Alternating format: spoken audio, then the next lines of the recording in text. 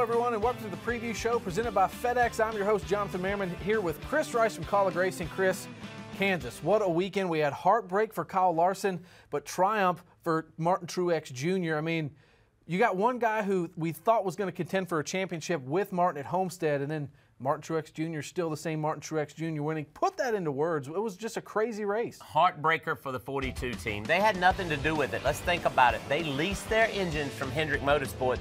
Just a parts failure because Hendrick Motorsports very seldom has issues with their motors. In the 78 car, what can I say other than I've told you, I've told you, I've told you. He is crazy fast everywhere he goes. This year is his year. He might lap the field at Martinsville as fast as he is. Moving on to Martinsville, Chris, who's got the best chance of coming up there and getting a win and advancing to Homestead to maybe compete with Martin Truex Jr.? Well, you got some good cars with the 2-car, Brad Keselowski, Denny Hamlin in the 11 car, but my pick is the 48 of Jimmy Johnson.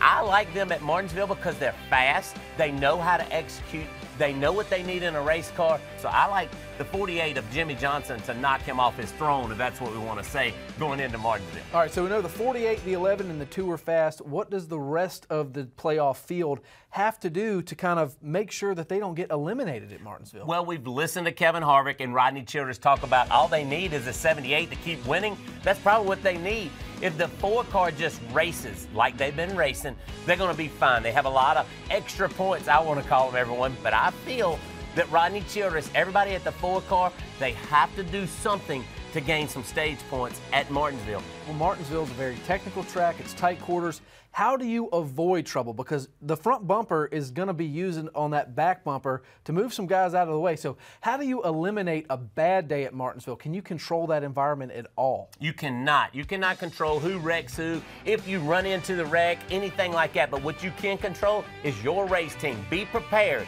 and just being calm throughout the entire race.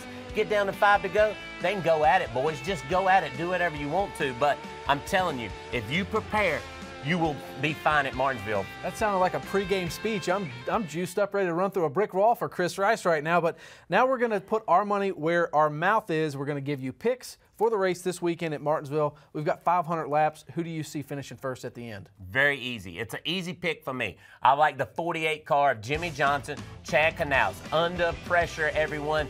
That I feel that they're one of the best. 7 championships. It's easy. Hendrick Motorsports always runs well at Martinsville. 48 car is my pick this weekend. You ready for mine? Oh, this is going to be tough. You sitting down? Yep. I'm going to take the 88. I think Dale Earnhardt Jr. gets back to victory lane, and he does it at Martinsville, getting his 2nd grandfather clock of his career. So what do you think Dale's odds? I would love to see him win, but I'm sorry, Junior Nation, because he always jinxes them. I'm not a jinx. Come on now. All right, now where you can catch the race at Martinsville this weekend. It's the First Data 500, October 29th.